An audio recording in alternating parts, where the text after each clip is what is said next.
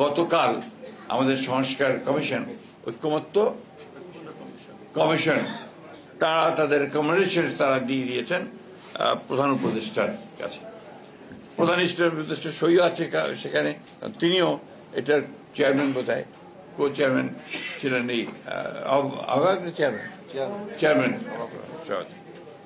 এখন অবাক বিস্ময়ে আমরা যেটা লক্ষ্য করেছি যে আমরা খুব একেবারে অত্যন্ত পরিষ্কার ভাবে আমরা কিন্তু যে বিষয়গুলোর সঙ্গে আমরা একমত ছিলাম না, আমরা সেখানে নোট অফ ডিসেন্ট দিয়েছিলাম। সেই নোট অফ ডিসেন্ট গুলো লিপিবদ্ধ করার একটা প্রতিশ্রুতি ছিল তাদের, কিন্তু অবাক বিষয়ে আমরা লক্ষ্য করলাম যে কালকে যখন তারা এটা প্রকাশ করলেন সেই বিষয়গুলো নেই। নোট অফ ডিসেন্ট গুলো পুরোপুরি উপেক্ষা করা হয়েছে, ইগনোর করা হয়েছে। এটা তো ঐক্যমত্য হতে পারে না।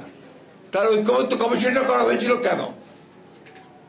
এই ঐক্যমত্য কমিশন, এটা আমি বলবো যে জনগণের সঙ্গে এটা একটা প্রতারণা, রাজনৈতিক দলগুলোর সঙ্গে এটা প্রতারণা, এবং এটা অবিলম্বে এই বিষয়গুলো যদি আপনার একটা ব্যাখ্যা বলেছেন সাকি সাহেব, আমি বলি যে এগুলো আপনার সংশোধন করার প্রয়োজন বলে আমি মনে করি।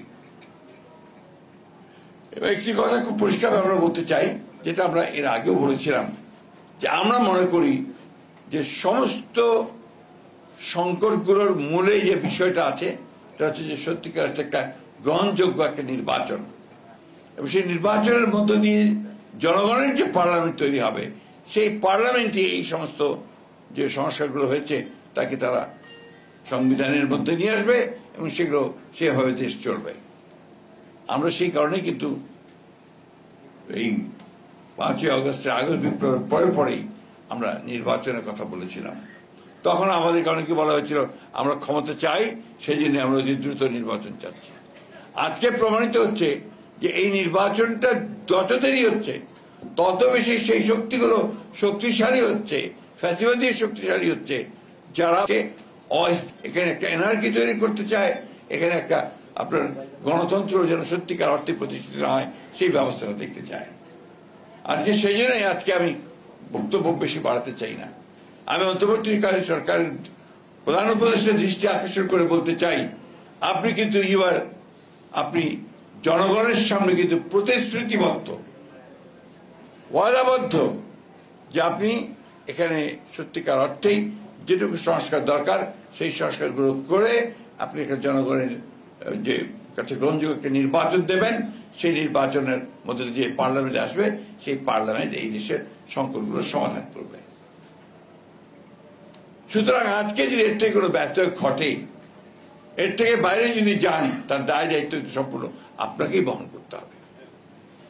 এই কথাটা আমি খুব পরিষ্কার করে বলতে চাই।